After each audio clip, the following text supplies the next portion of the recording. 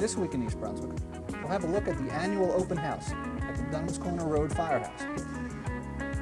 Then we'll get a glimpse of a scale model of the new AT&T Resource Management Corporation headquarters to be built on the site of the existing Ramada Inn. Next, Township Animal Control Officer Mike Mansfield will take us on the first of 3 visits to a veterinarian hospital to learn about the growing problem of feline leukemia. And we'll finish this week with a book review from the Teen Library Corps and consumer advice from Township Consumer Advocate Adrian Eisner. And a quick look at this week's Township Council meeting.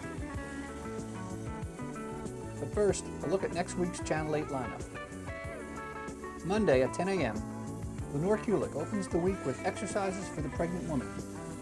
Included in the show will be an interview with obstetrician-gynecologist Dr. Richard Ackley. Then at 10:30, Paul Duran hosts Target, our public affairs talk show.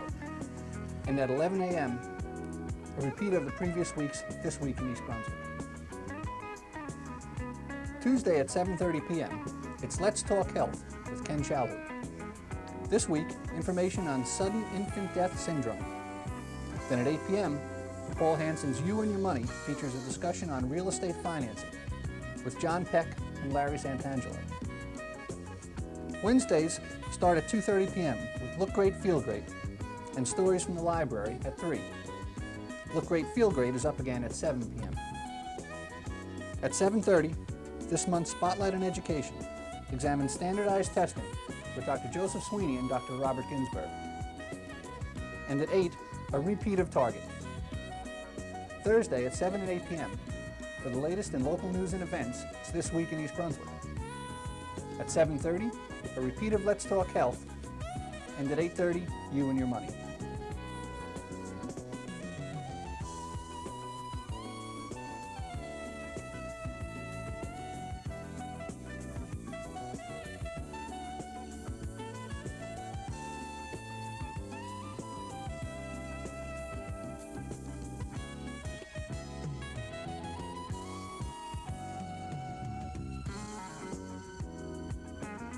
This past Sunday, the East Brunswick Independent Fire Company at Dunhams Corner Road held their annual open house with a poster contest for kids, giveaways, refreshments, and demonstrations.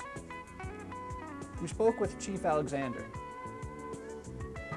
I'm Chief Alexander from the Independent Fire Company, Fire District 2, and this is First Lieutenant Tizano. Each year for the last 9 years, the company has run an open house to develop a more acute awareness of the problems of fire prevention and the fire protection in the Township of East Brunswick. Each year it's also the First Lieutenant's, it's under his jurisdiction to promote the program. And this year again followed the format similar to years past. We try to make the residents aware of what they can do in the home and around the home to better able themselves to get out in case of fire and to more readily react if fire does occur.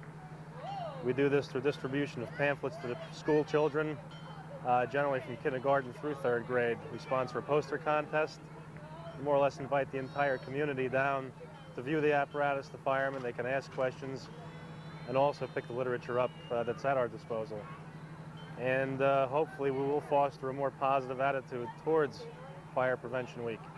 This is done not only on a local level, it's done nationwide. It's the same observance, same week each year. What we've done today is try to simulate an ordinary car fire that any one of our engines and any one of our men may encounter in the course of a day's activities. The approach to this particular fire is from the front. We try to position all of our apparatus in the front of a car. That's for one reason. In the case of the fire spreading to the rear, we don't want the gas tank to explode on either the truck or the men. We generally approach with 2 lines. One line to attack the body of the fire, and the second line again around the gas tank. We don't want that thing to heat up to the point that it may ignite. Once extinguishment has been complete, we undertake specific overhaul procedures. We will open up the trunk, we'll open up the hood, open up the interior, and make sure everything out, plus everything, the body of the fire and any fringe fires are all totally extinguished. You'll notice that men are wearing breathing apparatus. This is to protect them from inhaling some of the fumes that these cars give off today. And lastly, extinguishment, once that's totally complete, fire is declared out, And the men just watch over the car to make sure nothing does rekindle. We don't want the car to reignite in the gas station once it's been towed from the fire scene. It's the last thing that we need is a fire in a car in a gas station.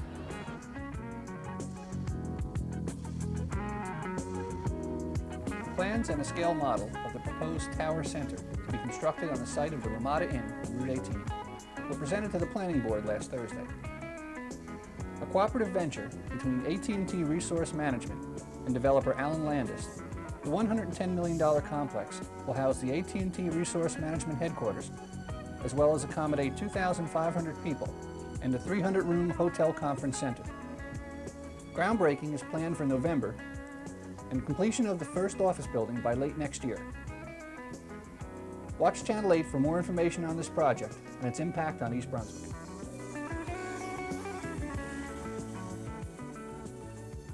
How you doing? Special Officer Mike Mansfield, East Brunswick Animal Control.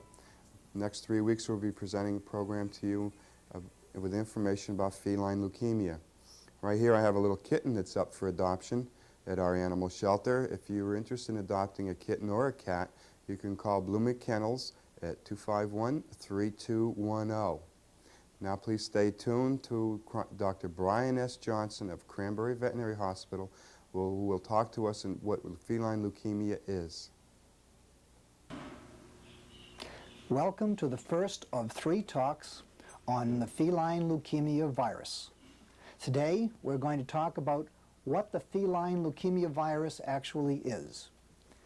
Now this is a small contagious virus, very similar to colds in humans or measles, mumps, similar to distemper and hepatitis in dogs.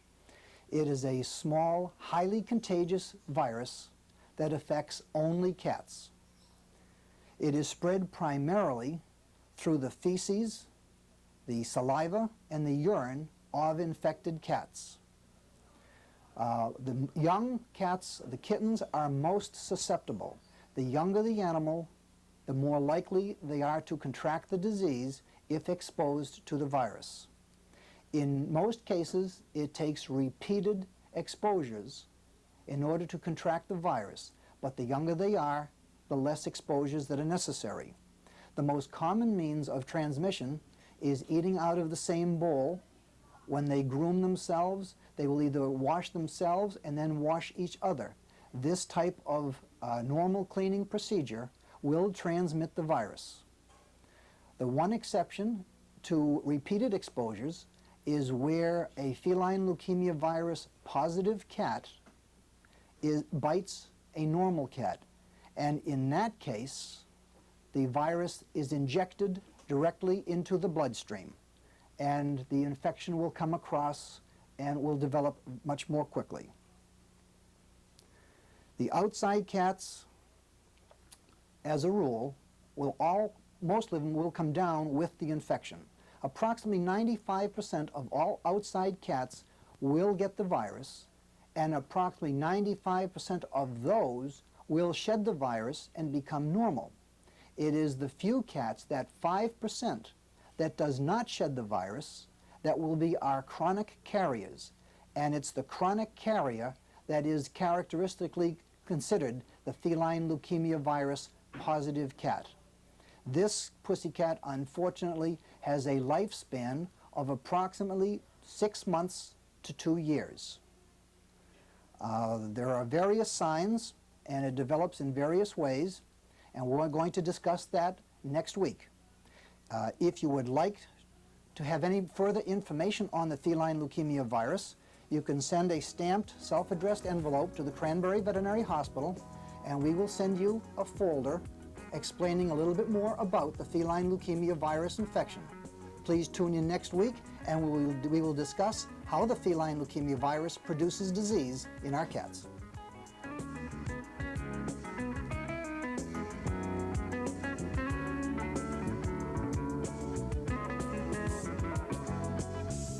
Hi, my name is James Michalski, and I'm doing a review by Edward Swerk. The name of the book is Mail Order Wings by Patrice Gormley. Andrea, who lived in Massachusetts, really wanted to fly. One day she saw an eye-catching advertisement for wings on the back of a comic book. She filled out the order blank and mailed it in. When her package arrived a few weeks later in the mail, she hastily opened it. She assembled the wings and glued them on her back. She was very excited about having the wings until a few days later she found out that she was turning into a bird. Andrea flew down to the factory in New Jersey to see if she could return to person form. But the company president wanted her to become a total bird instead. Will Andrea fly or walk home? This original story is a good book for 4th to 6th graders.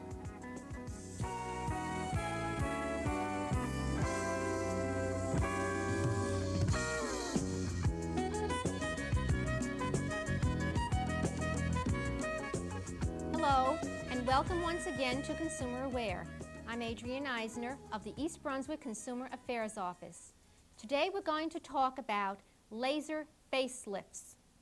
An increasing number of healthcare practitioners, beauticians, and cosmetologists are claiming that they can perform facelifts using a low-powered or cold laser. Advertisements for laser facelifts usually claim that this is a revolutionary new method of removing wrinkles and that it is a painless, less costly alternative to surgery. However, promoters of laser facelifts, asked by the Federal Trade Commission to prove these claims, have not been able to produce evidence that the procedure actually works. Advertisements for laser facelifts typically omit 3 important facts, according to the FTC. Laser devices have not been approved by the Food and Drug Administration for facelifts. There is no valid evidence that these lasers are effective for facelifts. And the use of lasers to perform facelifts is an experimental procedure. It is important to know that not all lasers are alike. The lasers used by practitioners for facelifts are helium neon lasers, which are comparable in power to those laser price scanners used at supermarkets. These cold lasers should not be confused with other more powerful lasers that are used in medicine for such procedures such as tissue cutting and eye surgery. A typical laser facelift program costs from about $750 to $1,500 and consists of about 12 to 20 half-hour treatments. During treatment, a low-level beam of laser light is passed over the patient's face. Sometimes electric currents are used in conjunction with the laser. Patients are often told that changes will occur gradually and that the first few treatments will not cause visible changes. As a result, patients may complete the entire process before they realize that the treatment may not have produced the claimed benefits. If you investigate the situation and decide that you do want to undergo a laser facelift, you may want to request a written promise from the provider concerning any guaranteed results or refunds. If you have any questions about laser facelifts or any other consumer problems, you can call us at the East Brunswick Consumer Affairs Office. We are located in the municipal building. You can call us Monday through Friday. Our telephone number is 390-6954. Thank you for joining me on Consumer Aware.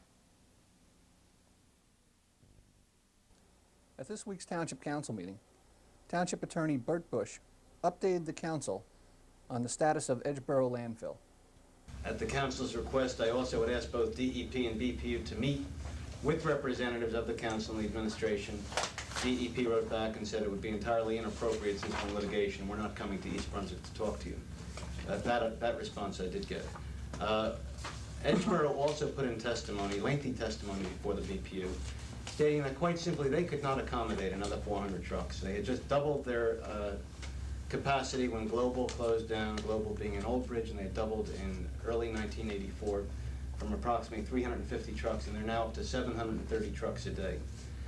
If you add the landfill covered trucks that go in addition to the solid waste trucks, that's another 160 that go in there. So you're talking about 890 a day go there now. If you add another 450, before you know it, you're up to somewhere around 1,350 trucks. BPU, I will say, gave us a hearing. I've attached copies of some of their comments, which did not get into the paper, but I've given it to administration, and they'll circulate it in your mailboxes this week. They really seemed concerned. I couldn't believe it. I thought it was just a charade, and I didn't know if they were listening to us. And they did help us, because what they said is they had given us a hearing. They had stayed the redirection order of September 14th, but they were convinced that the township should somehow benefit as a host community, and also because of all these additional trucks that might wind up there. And you've authorized us on the consent agenda tonight to intervene in the rate hearing that Edgeboro has. And Edgeboro has said, we can't accommodate all this waste, but if we have to get it, then let us pass it on to the ratepayers and let us make improvements to Edgeboro Road and to their access road off Edgeboro Road, and also to the jug handle.